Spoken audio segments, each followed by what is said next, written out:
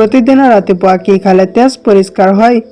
ৰাতি নোখোৱাকৈ শুই থাকিলে কি হয়? কোনটো ভিটামিনৰ অভাৱ হ'লে মূৰৰ চুলি সৰু বয়সতে সৰি পৰি যায়?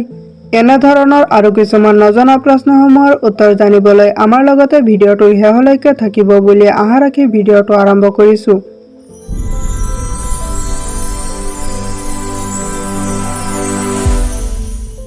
আজিৰ প্ৰথম প্ৰশ্নটো হৈছে হাড় শক্তিশালী কৰিবলৈ কোনটো পুষ্টিৰ প্ৰয়োজন হয়?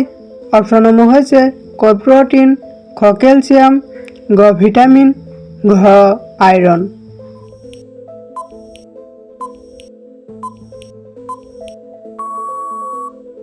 ইয়াৰ ভিতৰত শুদ্ধ উত্তৰটো হ'ব অপশ্যন খ কেলচিয়াম।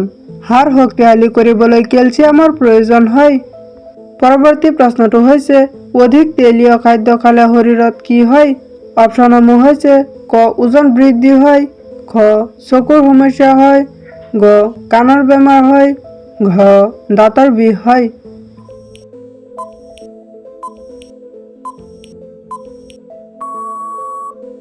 ইয়াৰ ভিতৰত শুদ্ধ উত্তৰটো হ'ব অপশ্যন ক ওজন বৃদ্ধি হয়। অধিক তেলীয় খাদ্য খালে শৰীৰত ওজন বৃদ্ধি হয়। পৰৱৰ্তী প্ৰশ্নটো হৈছে ভাৰতত কোনটো তেল বেছিকৈ ব্যৱহাৰ কৰা হয়?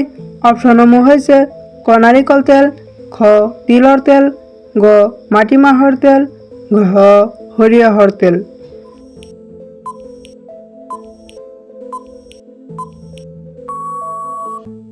ইয়াৰ ভিতৰত শুদ্ধ উত্তৰটো হ'ব অপশ্যন ঘ সৰিয়হৰ তেল।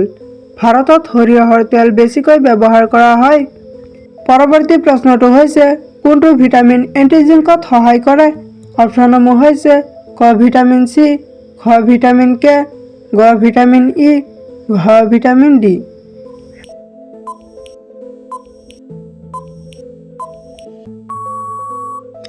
ইয়াৰ ভিতৰত শুদ্ধ উত্তৰটো হ'ব অপশ্যন গ ভিটামিন ই। ভিটামিন ই এণ্টিজিংকত সহায় কৰে। পৰৱৰ্তী প্ৰশ্নটো হৈছে হেপাটাইটিছ ৰোগত কোনটো অংগ আক্ৰান্ত হয়? অপশ্যনসমূহ হৈছে ক ভৰিত, খ যকৃত, গ নাভিত, ঘ মগজু।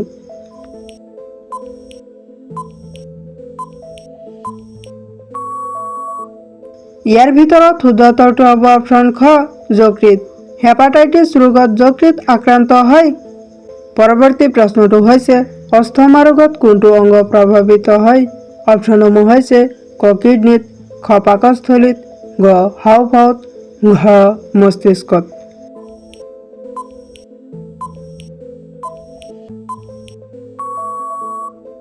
ইয়াৰ ভিতৰত শুদ্ধ উত্তৰটো হ'ব অপশ্যন গ হাঁওফাঁওত। অস্থমা ৰোগে হাঁওফাঁওক প্ৰভাৱিত কৰে। পৰৱৰ্তী প্ৰশ্নটো হৈছে প্ৰতিদিনে ৰাতিপুৱা কি খালে তেজ পৰিষ্কাৰ হয়? অপশ্যনসমূহ হৈছে ক নহৰু, খ পানী, গ পিঁয়াজ, ঘ কেঁচা হালধি।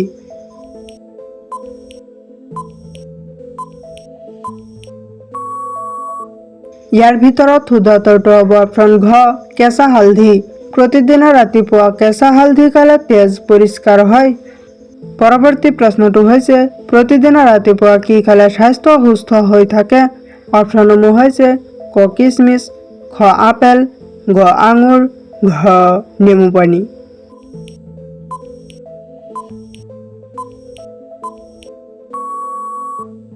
ইয়াৰ ভিতৰত শুদ্ধ উত্তৰটো হ'ব অপশ্যন ক কিচমিচ। প্ৰতিদিনে ৰাতিপুৱা কিচমিচ খালে স্বাস্থ্য সুস্থ হৈ থাকে। পৰৱৰ্তী প্ৰশ্নটো হৈছে কোনটো বেমাৰ বেছি হ'লে যকৃত বেছি পৰিমাণে ক্ষতি হয়?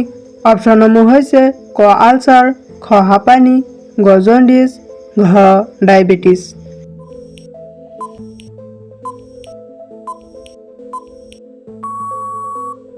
ইয়াৰ ভিতৰত শুদ্ধ উত্তৰটো হ'ব অপশ্যন গ জণ্ডিছ। জণ্ডিছ বেমাৰ বেছি হ'লে যকৃত বেছি পৰিমাণে ক্ষতি হয়। পৰৱৰ্তী প্ৰশ্নটো হৈছে কোনদিনা বিশ্ব থাইৰয়ড দিৱস পালন কৰা হয়? অপশ্যনসমূহ হৈছে ক 12 এপ্ৰিলত, খ 28 এপ্ৰিলত, গ 18 মে'ত, ঘ 25 মে'ত।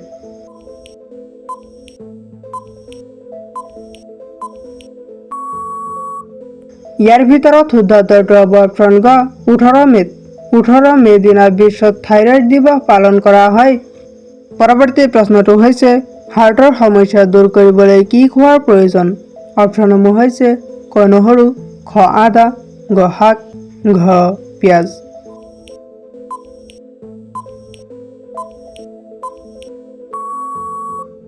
ইয়াৰ ভিতৰত শুদ্ধ উত্তৰটো হ'ব অপশ্যন ক নহৰু। হাৰ্টৰ সমস্যা দূৰ কৰিবলৈ নহৰু খোৱাৰ প্ৰয়োজন। পৰৱৰ্তী প্ৰশ্নটো হৈছে দৈ খালে শৰীৰৰ কোনটো সমস্যা কমি যায়? অপশ্যনসমূহ হৈছে ক জ্বৰ, খ কাণৰ বিষ, গ হাতৰ বিষ, ঘ বদহজম।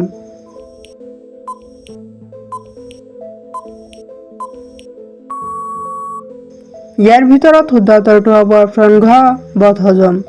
দৈ খালে শৰীৰৰ বদহজমৰ সমস্যা কমি যায়।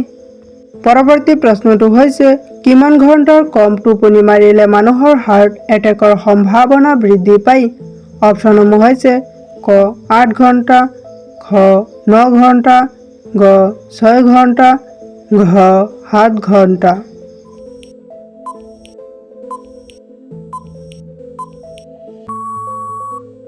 ইয়াৰ ভিতৰত শুদ্ধ উত্তৰটো হ'ব অপশ্যন গ 6 ঘণ্টা। 6 ঘণ্টাৰ কম টোপনি মাৰিলে মানুহৰ হাৰ্ট এটেকৰ সম্ভাৱনা বৃদ্ধি পায়। পৰৱৰ্তী প্ৰশ্নটো হৈছে মানুহৰ হাৰ্টত কিমানটা ভাগ থাকে? অপশ্যনসমূহ হৈছে ক 4টা, খ 5টা, গ 7টা, ঘ 8টা।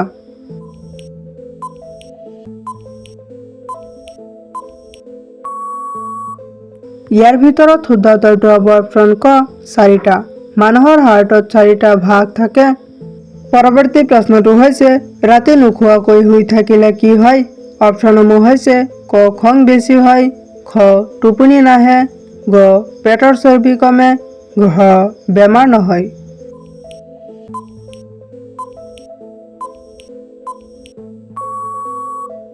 ইয়াৰ ভিতৰত শুদ্ধ উত্তৰটো হ'ব অপশ্যন খ টোপনি নাহে। ৰাতি নোখোৱাকৈ শুই থাকিলে টোপনি নাহে। পৰৱৰ্তী প্ৰশ্নটো হৈছে তেজৰ চৰ্বি নাইকিয়া কৰিবৰ বাবে কি খোৱাৰ প্ৰয়োজন? অপশ্যনসমূহ হৈছে ক গাখীৰ, খ চেনি, গ আম, ঘ পালেং শাক।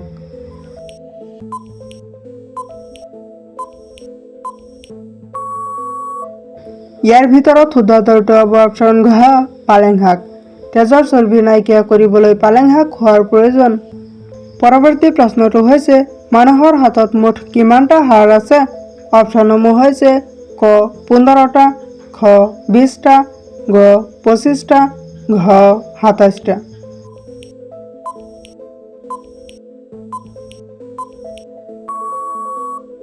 ইয়াৰ ভিতৰত শুদ্ধ উত্তৰটো হ'ব অপশ্যন ঘ 27টা। মানুহৰ হাতত মুঠ 27টা হাড় আছে। পৰৱৰ্তী প্ৰশ্নটো হৈছে কোনটো ভিটামিনৰ অভাৱ হ'লে মূৰৰ চুলি সৰু বয়সতে সৰি পৰি যায়? অপশ্যনসমূহ হৈছে ক ভিটামিন কে, খ ভিটামিন ডি, গ ভিটামিন এ, ঘ ভিটামিন বি।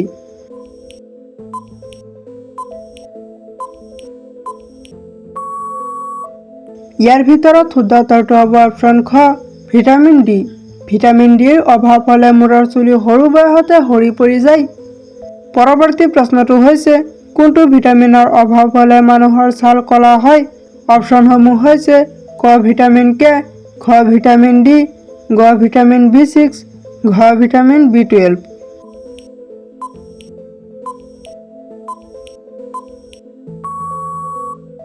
ইয়াৰ ভিতৰত শুদ্ধ উত্তৰটো হ'ব অপশ্যন ঘ ভিটামিন B12।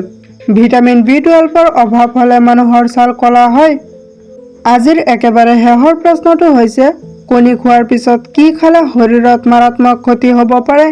অপশ্যনসমূহ হৈছে ক গাখীৰ, খ নেমু, গ ভাত, ঘ চেনি।